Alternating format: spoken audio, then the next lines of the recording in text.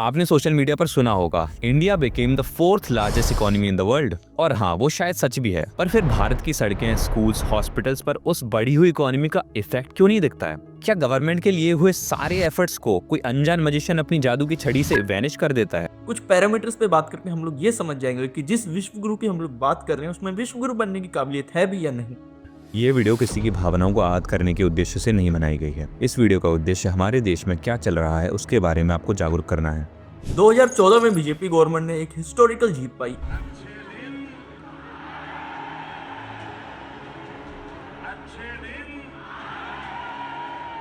आपने हम पर जो भरोसा रखा है, उस भरोसे को कभी कोई चोट नहीं पहुंचने देंगे।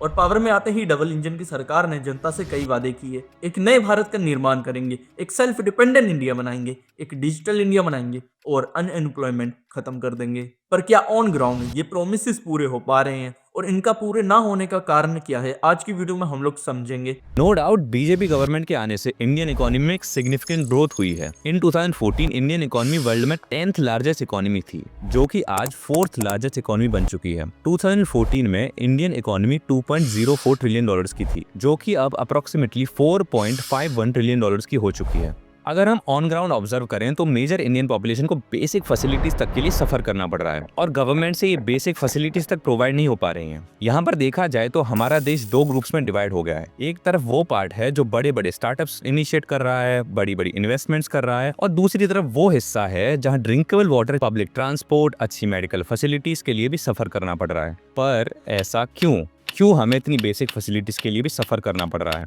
क्यों हमारा देश बाकी डेवलप्ड कंट्री जैसा नहीं बन पा रहा है? ये सब जानने के लिए हमें मलेशिया की इकोनॉमिक हिस्ट्री को इंडिया की इकोनॉमिक हिस्ट्री से कंपेयर करना पड़ेगा। The Malaysian miracle of 1960s में मलेशिया कुछ ऐसा दिखता था। वो स्लम से भरा हुआ था, लोग गरीब थे और मलेशिया उन कंट्रीज में से था जो बस सरवाइव कर रही थी। मलेशिया के लोग बस $240 पर ईयर अर्न करते थे और nearly half population poverty line के नीचे थी। इनफैक्ट 50% मलेशियंस पढ़ और लिख तक नहीं पाते थे। और यही समय था जब मलेशिया ने अपनी डेस्टिनी को चेंज करने का डिसीजन लिया और जस्ट लाइक इंडिया, मलेशिया ने भी 3 इंपॉर्टेंट डोमिनेंस में इन्वेस्ट किया। जो मलेशिया पहले अपनी जीडीपी का बस 1.9% इंफ्रास्ट्रक्चर में इन्वेस्ट करता था, वो अब अपनी जीडीपी का 9.4% हिस्सा इंफ्रा में इन्वेस्ट करने लगा। जैसे इंडिया ने प्राइमरी और सेकेंडरी एजुकेशन में इन्वेस्ट किया, वैसे ही मलेशिया ने भी इन्वेस्ट किया और 96% तक इलिटरेसी को खत्म कर दिया। मलेशिया ने बिजनेस करने को आसान बनाने के लिए free trade zones, tax breaks और सस्ती इलेक्ट्रिसिटी जैसे तरीकों को इम्प्लीमेंट किया। इस तरीके से बस 10 सालों में मलेशिया एक बुरे सपने से एक मिरेकल में बदल गया। मलेशिया में एवरेज इनकम, जो कि 1970 में $374 थी, वो 2011 आते आते $10,000 क्रॉस कर गई और बस कुछ ही डेकेड्स के अंदर मलेशिया की जीडीपी पर कैपिटा 2500% से बढ़ गई। ये इकोनॉमिक ग्रोथ में एक बहुत बड़ी दिक्कत थी।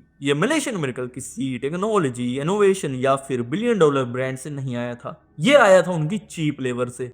आने वाले सालों में मलेशिया ने बाहर की कंपनीज को अपने यहाँ फैक्ट्रीज एस्टेब्लिश करने के लिए अपनी इकोनॉमी वर्ल्ड के लिए ओपन कर दी और कंपनीज जैसे इंटेल, सोनी, AMD, मोटोरोला सस्ते लैंड और लेबर की वजह से अग्रेसिवली फैक्ट्रीज एस्टेब्लिश करने लगे।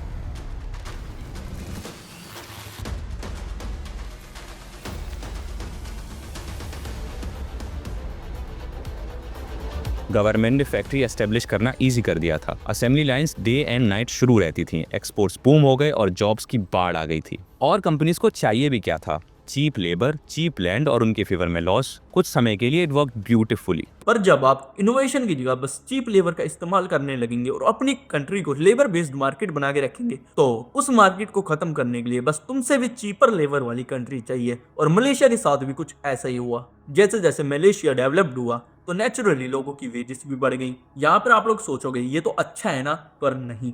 जैसे ही इंटेल, मोटोरोला जैसी कंपनीज को दूसरी कंट्रीज में चीपर लेबर दिखा तो दे simply moved out. Malaysian education system ने इनोवेशन को प्रायोरिटी नहीं दी। उसने सिर्फ ग्रेजुएट्स प्रोड्यूस किए जिनके पास डिग्रीज थी, पर कोई स्किल नहीं और ना ही कोई अपॉर्चुनिटी उस थोड़ी बहुत स्किल को अप्लाई करने के लिए। इसीलिए 2000 से 2010 तक मलेशिया असेंबल तो करता था, पर खुद के प्रोडक्ट्स डिजाइन नहीं कर पाया। इन सब रीजंस की वजह से मलेशिया में फर्स्ट जनरेशन ने तो काम किया, पर सेकेंड जनरेशन जॉबलेस रह गई, जैसा कि आप अपने आसपास भी देख पा रहे हो। यहाँ पर हमने बात की कैसे मलेशिया ने गलतियां की और इंडिया ने भी कुछ पिछले डेकेड्स में ऐसी ही गलतियां की थी। वहीं पर एक ऐसा देश था जिसने एक ऐसी स्ट्रेटजी का यूज किया जिसकी वजह से उन्होंने सच में इकोनॉमिक मिरेकल बनकर दिखाया, और वो देश है साउथ कोरिया। आपको जानकर हैरानी होगी कि 1960s में साउथ कोरिया दुनिया के सबसे गरीब देशों में से एक था। उस समय वो मलेशिया से भी गरीब था। वो एक डेस्परेट कंट्री थी। कोरिया में वॉर के बाद वहां के लोगों को फॉरेन एड की मदद से सरवाइव करना पड़ा था। उस समय लोग समझते थे कि साउथ कोरिया एक ऐसा देश है जिसका अब कोई फ्यूचर नहीं है, बट कोरियंस ने एक ऐसी स्ट्रेटेजी अपनाई जिसकी वजह से उन्होंने अपने देश को गरीबी की शक्ल से आजाद करवाया। उनके पास एक जनरेशनल विजन था। साउथ कोरियंस की पहली जनरेशन वर्कर्स की थी। ये वर्कर्स फैक्ट्रीज, शिपयार्ड्स और स्टील प्लांट्स में काम करते थे। उन्हें घंटों तक बहुत हार्ड लेबर काफी कम पेमेंट में करना पड़ता था, पर इन सब कठिनाइयों के बावजूद भी उन्होंने कुछ वैल्यूएबल प्रोड्यूस किया जिससे वो विदेशों में एक्सपोर्ट करने लगे, जिससे उनकी इकोनॉमी में फॉरेन मनी आया। इस फॉरेन मनी ने साउथ कोरिया की जीडीपी पर कैपिटा को, जो 1970 में $280 था, 1980 आते आते वो $1715 हो गया। इसके बाद आई जनरेशन 2। सरकार ने स्टेम एजुकेशन को इम्प्लीमेंट किया। स्टेम का मतलब है science, technology, engineering and mathematics. 1980 आते आते साउथ कोरिया के पास वर्ल्ड क्लास इंजीनियर्स और साइंटिस्ट थे। इसकी वजह से अब साउथ कोरिया प्रोडक्ट्स असेंबल करने के साथ साथ अपने प्रोडक्ट्स डिजाइन कर सकता था, ऑल बाय इटसेल्फ। जहां 1970 में साउथ कोरिया सिर्फ जापान से इंपोर्ट किए हुए पार्ट से टीवी असेंबल करता था, 1990 आते आते सैमसंग टीवी असेंबल करने के साथ साथ खुद की स्क्रीन डिजाइन करने लगी थी।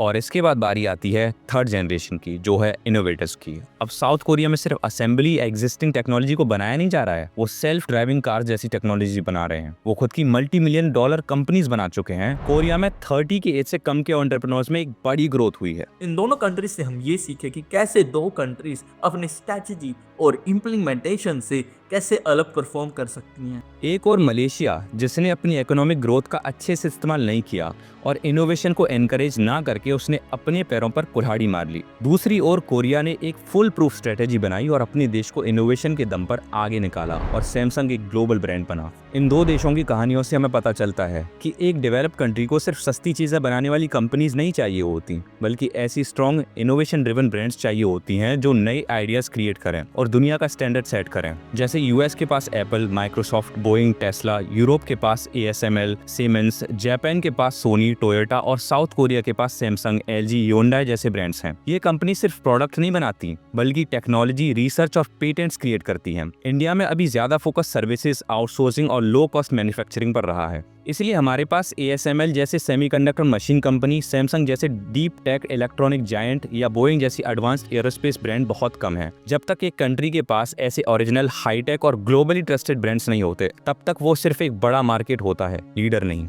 एट द एंड इंडिया को मलेशिया की गलतियों से सीखना चाहिए और बाकी डेवलप्ड कंट्रीज की जैसे चीजों को इम्प्लीमेंट करना चाहिए, जिसकी वजह से इंडिया एक प्योर क्लास और मिडिल क्लास कंट्री बनकर ना रह जाए और इंडिया की मिडिल क्लास पीपल्स को अच्छी फैसिलिटीज मिल पाए। And follow us because we are breaking the norms over and out.